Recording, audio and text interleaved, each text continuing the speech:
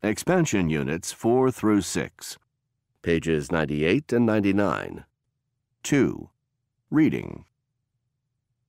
The impact of a changing world on human language and communication. A recent research of the impact of online communication across cultures in Europe has revealed some very interesting findings. Although social networking and online communication has become the norm among young people nowadays, the formation of lasting friendships among peers appears to require face-to-face communication. The project involved communication with partner schools in different countries. According to project participants, online communication and information exchange was effective for a period of time and undoubtedly provided the input and information needed. However, when it came to the formation of long-term friendships, they strongly felt that face-to-face communication was a key requirement, as was mobility, in other words, travel to different countries. The way one of the participants put it, "It's different to find out about each other's culture through reading, talking about it, and exchanging pictures or videos, and different to actually experience it in person. It's the day-to-day things that tell you more about people and their mindset." These conclusions were reached after participants visited the countries where partner schools were located. As funding was limited, not all project participants were able to join. All interviewees appreciated the accessible and affordable opportunities offered through technology and online communication, but stressed the need for communication beyond cyberspace.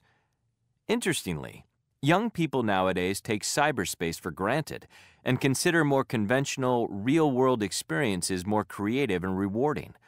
Overall, the conclusion reached pointed out that although technology connects people, lasting friendships require face-to-face contact to make initial connections more meaningful.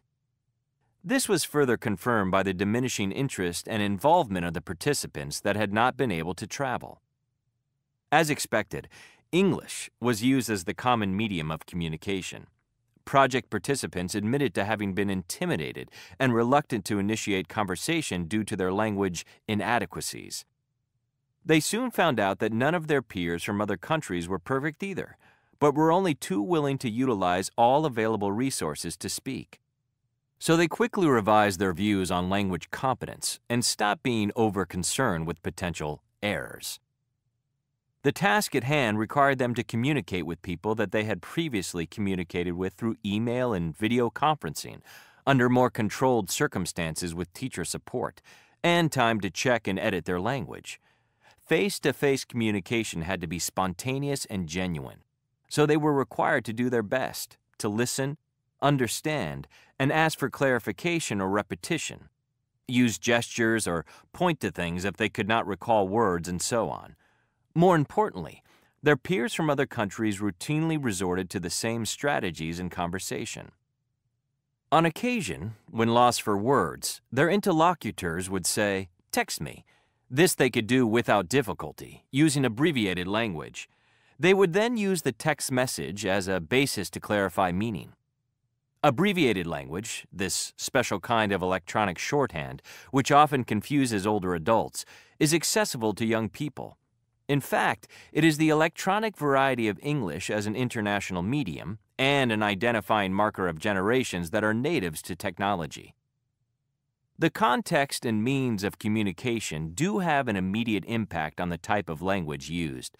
The need for speedy and highly economic messaging has fostered the development and evolution of texting language.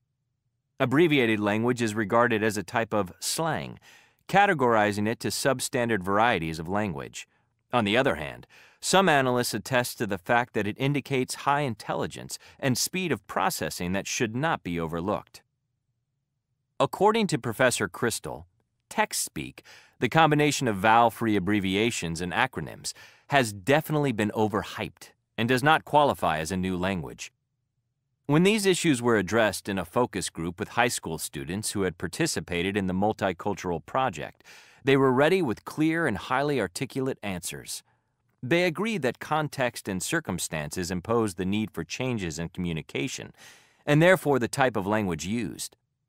They were pleased to be able to use abbreviated language in texting and messaging effectively and efficiently.